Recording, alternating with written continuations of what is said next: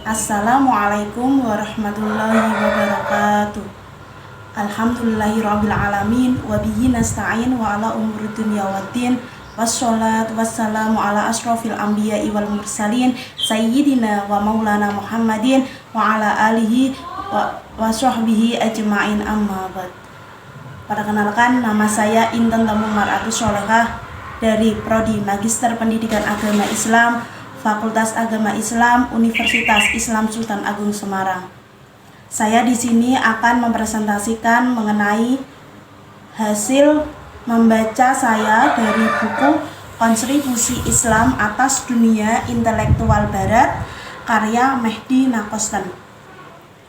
Yang pertama yaitu mengenai latar belakang budaya, politik, dan agama. Kehidupan intelektual periode abad pertengahan, khususnya semenjak abad ke-9 sampai abad ke-13, ditandai dengan perkembangan-perkembangan yang terjadi pada 5 wilayah geografis yang dapat dikenali, yakni dunia Sino-Jepang, India, Yunani Kristen, Latin Kristen, Islam Timur, dan juga Islam Barat. 5 wilayah tersebut secara geografis dapat dilihat sebagai 2 dunia kultural yang besar, yakni kultural di timur dan juga kultural di barat. Kultural di timur sendiri ada India, Cina, dan juga Jepang. Kemudian kultural barat ada Kristen dan juga Muslim. Dua dunia tersebut, timur dan barat, dipisahkan oleh jarak. Di samping itu juga dipisahkan oleh gagasan.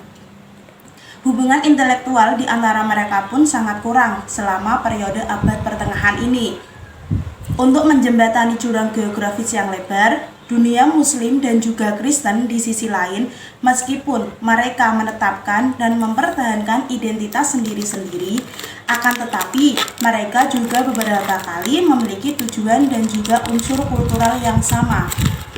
Faktor-faktor yang menjadikan Islam dan Kristen terpisah dan saling tidak mengenal adalah karena adanya unsur-unsur yang lebih kuat, bukan sekedar unsur-unsur biasa.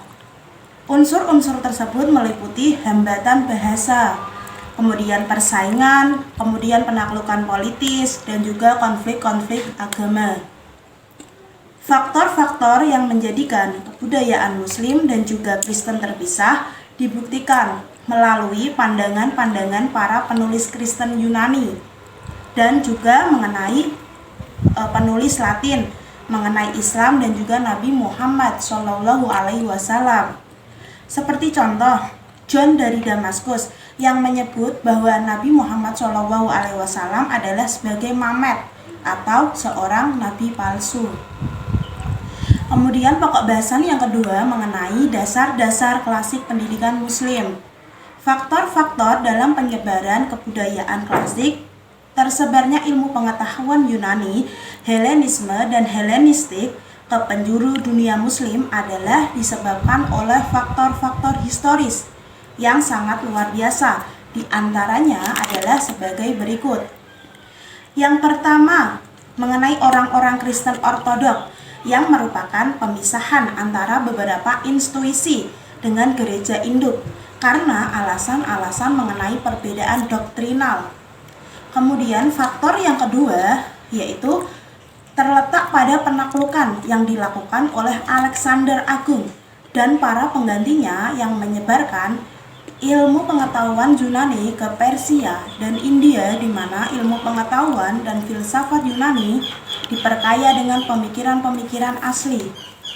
Kemudian faktor yang ketiga merupakan faktor yang terpenting adalah Akademi Jundisapur Kekaisaran Persia yang mengembangkan kurikulum studi yang disusun setelah Universitas Alexandria dan selama abad ke-6 disamakan dengan ilmu pengetahuan India, Grecian, Syria, Helenistik, Hebrew, dan Zoroastrian. Kemudian faktor yang terakhir yaitu para penerjemah Hebrew merupakan alat yang hebat dalam ahli pengetahuan. Ini karena keterampilan berbahasa mereka. Kemudian pokok bahasan yang ketiga yaitu mengenai sifat dan ruang lingkup pendidikan Muslim. Eropa sedang berada dalam periode pertengahan ketika orang-orang muslim tengah dengan bersemangat menulis berbagai bab dalam sejarah pendidikan. Orang-orang muslim berasimilasi dengan kebudayaan klasik dan menyempurnakan melalui sistem pendidikan. Di antara bidang-bidangnya yang diasimilasikan itu adalah filsafat, ilmu kedokteran, matematika, teknologi, dan ilmu pengetahuan Helenistik. Sastra Hindu, kemudian ada agama, kesusastraan, dan juga ilmu pengetahuan Persia. Pendidikan muslim melewati dua masa periode yang khas. Pertama adalah periode yang mencakup abad ke-9 dan juga ke-10, ketika secara spontan sekolah-sekolah memberikan beasiswa pribadi kepada orang-orang yang berminat mempelajari ilmu pengetahuan. Kedua, periode awal ke-11 dan berkembang pada abad ke-12 dan juga ke-13, ketika pendidikan menjadi fungsi bagi negara dan sekolah-sekolah dilembagakan untuk bertujuan pendidikan sektarian dan indoktrinasi politik. Madrasah dan Nizamiyah. Pendiri dan yang mempopulerkan madrasah-madrasah sekolah umum untuk masyarakat adalah seorang Perdana Menteri yang terkenal dalam pemerintahan Sultan Saljuk pada abad ke-11. Beliau adalah Nizamul Mulk. Nizamul Mulk wafat pada tahun 485 Hijriah.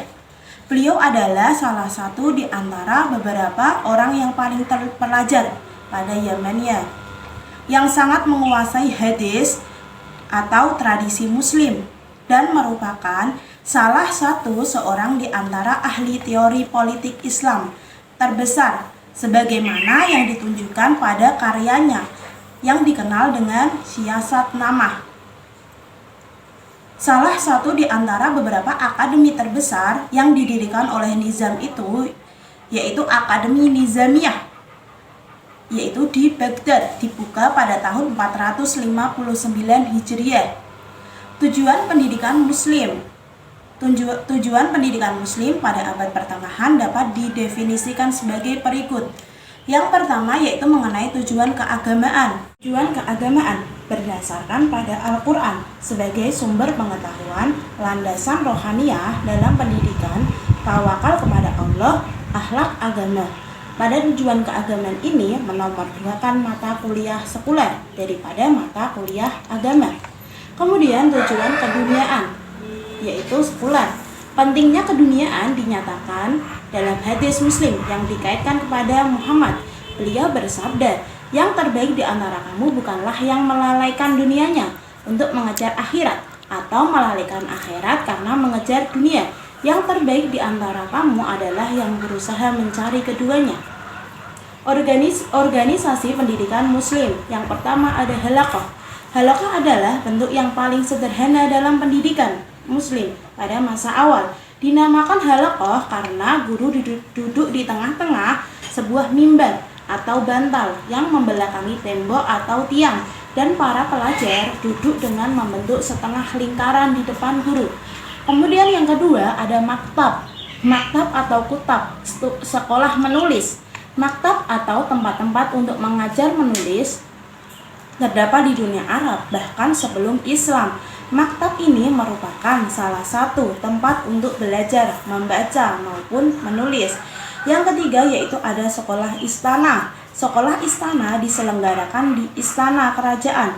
Di samping memberikan kurikulum sebagaimana yang diajarkan di maktab, yaitu mengenai belajar membaca dan menulis, juga diajarkan ilmu-ilmu sosial dan kebudayaan yang diperlukan untuk memasuki pendidikan yang lebih tinggi. Yang kemudian yang keempat itu ada sekolah masjid. Sekolah masjid yang paling khas dan bertahan paling lama yang didukung oleh Harun ar-Rasyid dan para khalifah-khalifah setelahnya. Kemudian ada kurikulum sekolah-sekolah muslim.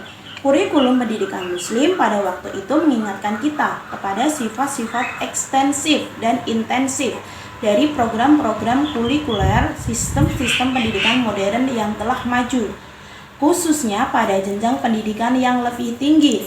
Bukan satu yang luar biasa menemukan pelajaran-pelajaran matematika, sains, ilmu kedokteran, farmasi, filsafat, ilmu-ilmu sosial, sejarah, geografis, sosiologi, psikologi. Mereka menawarkan studi-studi yang maju dalam bidang profesi seperti hukum dan ilmu kedokteran.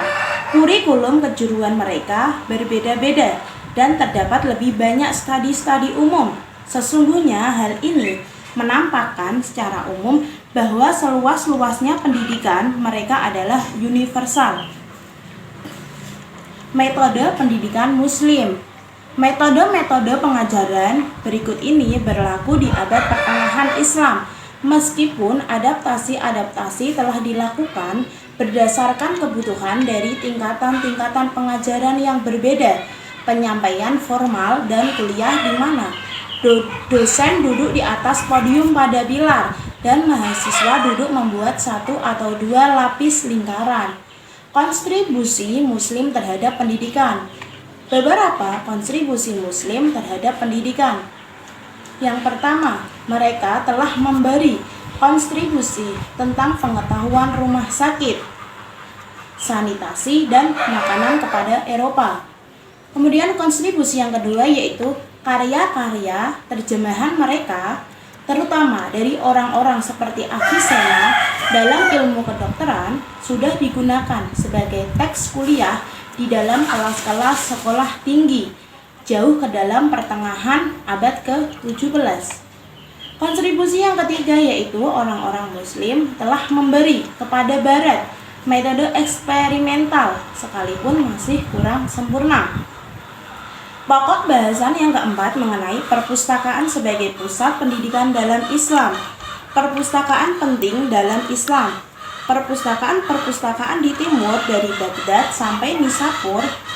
Baghdad di dalam kemuliaannya, yakni pada peralihan abad ke-13 dan dekade-dekade sebelum bangsa Mongol menghancurkan kota besar ini, yaitu sudah dibanggakan oleh 36 perpustakaan.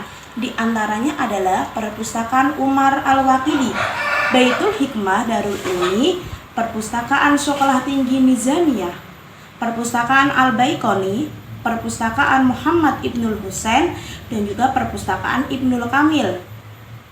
Kehancuran perpustakaan-perpustakaan Muslim. Keadaan yang menyertai keruntuhan perpustakaan-perpustakaan Muslim ini sangat bervariasi, sebagaimana kejadian-kejadian yang ditunjukkan sebagai berikut.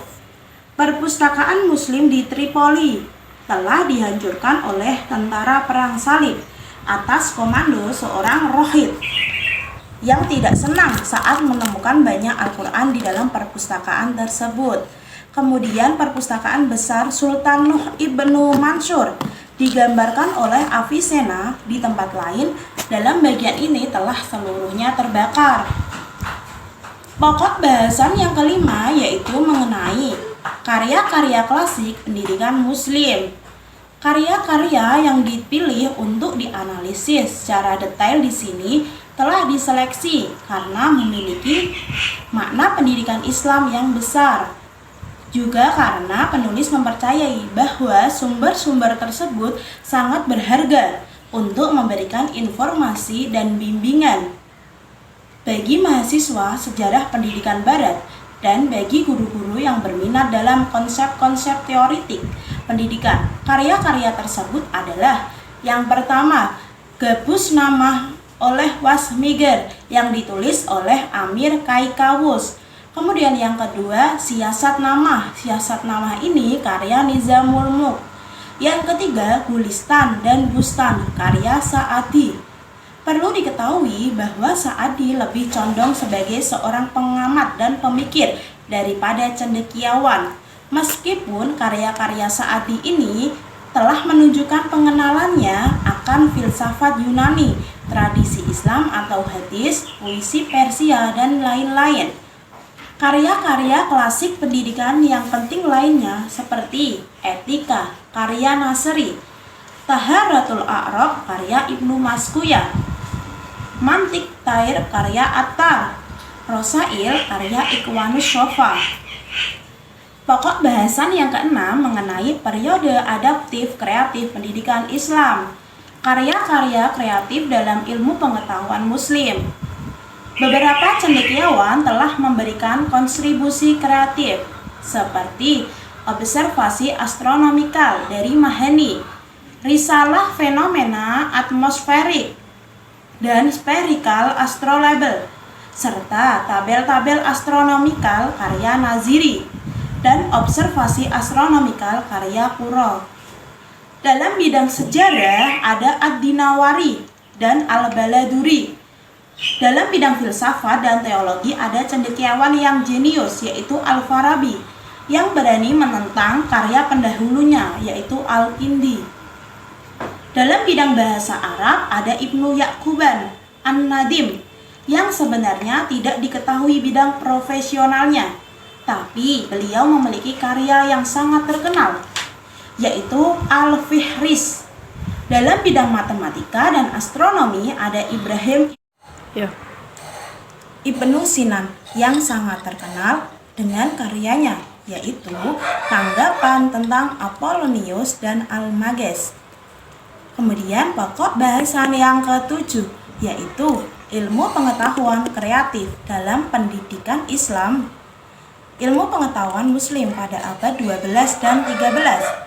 Mendekati akhir abad ke-11, ilmu pengetahuan Islam telah mencapai puncak kemuliaannya dengan munculnya tokoh-tokoh seperti Biruni, Firdausi, Ibnu Sinan, Nasiri, Khusrau, Nizamul Mulk, Al-Ghazali, dan juga Omar Khayyam.